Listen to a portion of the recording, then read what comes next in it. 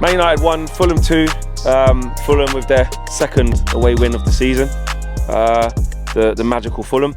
But they deserved to win today, to be honest, really. And if we would have got that typical Man United smash and grab, we would have been like, oh, bloody hell, how have we done that? And that, you can't always do it, can you? You can't always have the magical comebacks when you play that poorly. No, you can only really accept the result when you play that poorly. We were lucky at Villa, lucky at Luton. It's just not sustainable. The football we're trying to play is just not good enough whatsoever. That was coming. Yeah, I understand what he's trying to do in possession in terms of getting the ball as sort of forward as quickly as possible and playing over opposition defences. But then out of possession, you've got to be a lot more condensed. Like today, like what we've been doing in recent weeks is like we've just like this sort of half-assed pressing. Remember when Ranić said you either press fully or sit back, and he said this half-assed pressing is not going to get you anywhere. And that's what we do.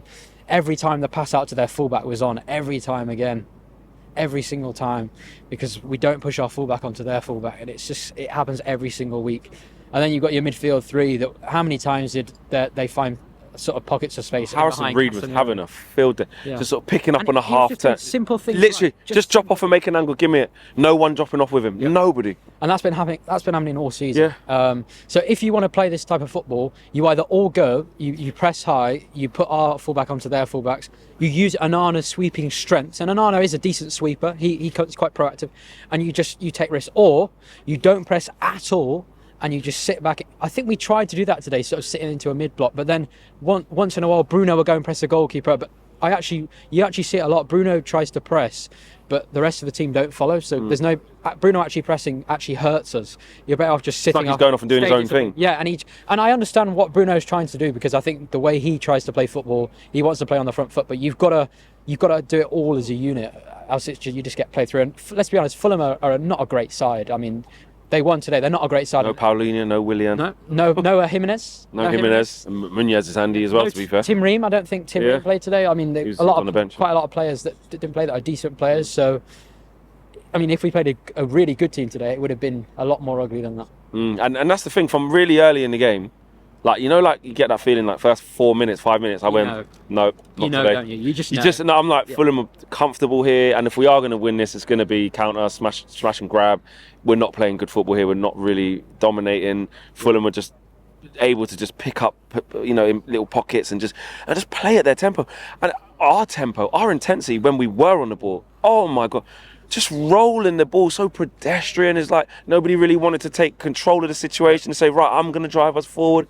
Just scared. Yeah, and you know what annoyed me? He started forcing, and I said, that's okay if he's playing at centre forward, because what you don't want to do when you've got players out injured, you want to keep the rest of the structure that's been doing okay the same. Thank you. Like, then he started forcing. He started Rashford. I think Rashford was up front. Forson was on the right. Garnacho was on the left. When Garnacho's been playing well on the right, and then it rotated a little bit. But you might as well have started AMAD, because AMAD is by far the superior talent to Forson. He's by far superior as a talent. Even when AMAD came on, didn't do anything special, but you know what he did do? He just kept the ball moving nice. I think he nearly scored. He was at the back post. But you know what he did? He just kept the ball moving. And he's probably the only player today who actually got the simple things right. He held off. He tracked back really well. He tracked back really well down that right-hand side. Didn't do anything special, but I think we need more players, not necessarily doing anything special in possession. Just doing the basics. Keeping it ticking over. Even Eriksen today, I mean, even on the ball, he wasn't very good. I mean, when he came on, he tried to hit that left foot one across the pitch, gave it away straight away. Was it 5 seconds when he came on? The first 5 seconds? Oh my God, duel-wise, he can't... Somebody just ran... It's like, like the...